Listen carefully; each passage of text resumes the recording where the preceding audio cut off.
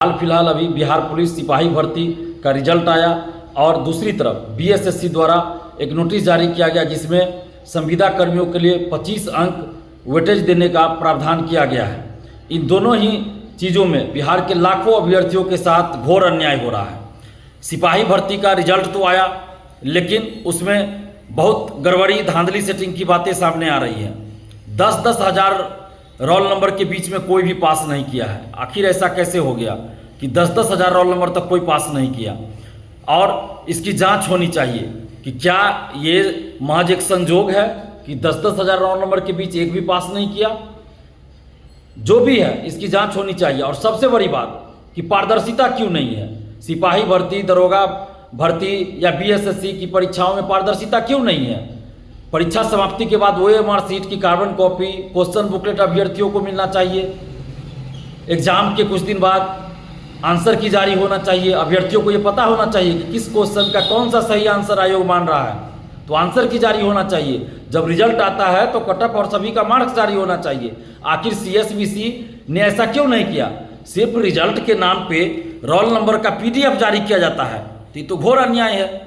आखिर आप बताइएगा ना कि अभ्यर्थियों को कितना मार्क्स आया, कटअप कितना गया, किस क्वेश्चन का कौन सा आंसर सही है, नॉर्मलाइजेशन आपने किया है कि नहीं किया है तो क्या उसकी पद्धति रही। मतलब कुछ भी नहीं बताना है, सिर्फ रिजल्ट के नाम पे रोल नंबर का पीडीएफ जारी कर देना है। सीएसबीसी सिपाही भर्ती का वही हाल है, दरोगा बहाली का वही हाल है, बीएसएससी का भी वही हाल है। तो इन तीनों में ही पारदर्शिता नहीं है। तो हम सरकार से ये मांग कर रहे हैं कि इन तीनों ही बहालियों में पारदर्शिता लाई जाए। ओएमआर सीट की कार्बन कॉपी, क्वेश्चन बुकलेट परीक्षा समाप्ति बाद अभ्यर्थियों को मिलना चाहिए। परीक्षा के बाद आंसर की जारी होना चाहिए। जब रिजल्ट आए तो कटअप सभी का मार्क्स जारी होना चाहिए। और अभ्यर्थियों को तो ये जानने का हक है ही। और जब फिजिकल टेस्ट जहां होता है वहां भी फिजिकल टेस्ट जब लेते हैं उसी समय आप लिखित रूप में प्रमाण दीजिए उनको कितना मार्क्स आया। लिखित रूप में प्रमाण मिलना चाहिए। बायोमेट्रिक का भी सबूत रहना चाहिए, चाहे वो रिटन टेस्ट हो या फिजिकल हो, सब में बायोमेट्रिक का प्रमाण रहना चाहिए। तो ये सिपाही भर्ती में लाखों अभ्यर्थियों के साथ अन्याय हो रहा है। आयोग को जवाब देना चाहिए, सीएसबीसी को जवाब देना चाहिए कि 10-10 हज़ार रोल नंबर के बीच में कोई भी पास नहीं हुआ है, तो आखिर कैसे हुआ ये? क्या ये महज संजोग है? इसका जवाब देना चाहिए, इसकी जांच होनी चाहिए और पारदर्शिता लाई जानी चाहिए। दूसरी तरफ आप देखिए कि बीएसएससी अचानक से एक नोटिस लाई कि जो संविदा कर्मी हैं उनको 25 अंक दिया जाएगा। मतलब हर साल 5 अंक करके दिया जाएगा और अधिकतम 25 अंक दिया जाएगा, वेटेज दिया जाएगा। तो ये कहीं ना कहीं जो अभ्यर्थी हैं, जो एग्जाम दे रहे हैं, जो नए अभ्यर्थी, उनके साथ घोर अन्याय है। क्योंकि हम लोग संविदा पे बहाली नहीं होना चाहिए, अस्थायी बहाली होनी चाहिए। कोई भी बहाली अस्थायी होना चाहिए।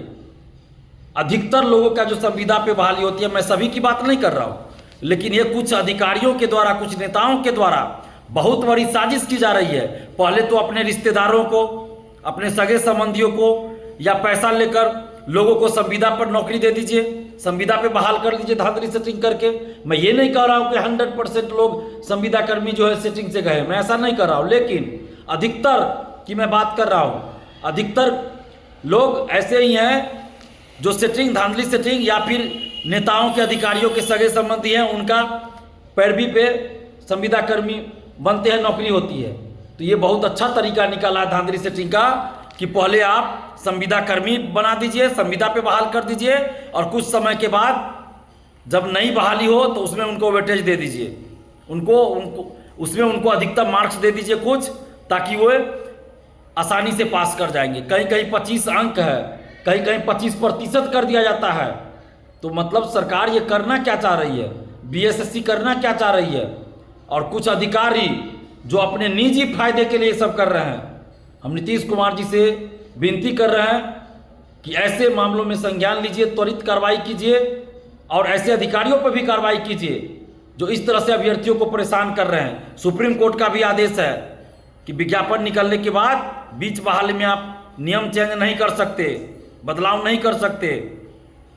तो इस तरीके से भी गलत होगा। और वैसे भी जब नई नियुक्ति है तो उसमें आप संविदा कर्मियों को 25 अंक दीजिएगा, तो ये कहीं से भी उचित नहीं है, कहीं से भी उचित नहीं। अगर ये सरासर गलत है, अभ्यर्थियों के साथ अन्याय है।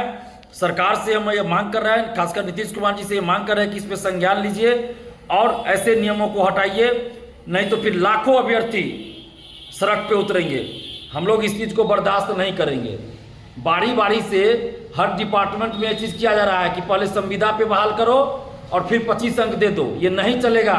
ये धांधली सेटिंग का नया तरीका खोजा गया है कि अपने सगे संबंधियों को, रिश्तेदारों को और पैसा लेकर इस तरह से करवा दिया जाए। ये बर्दाश्त नहीं किया जाएगा।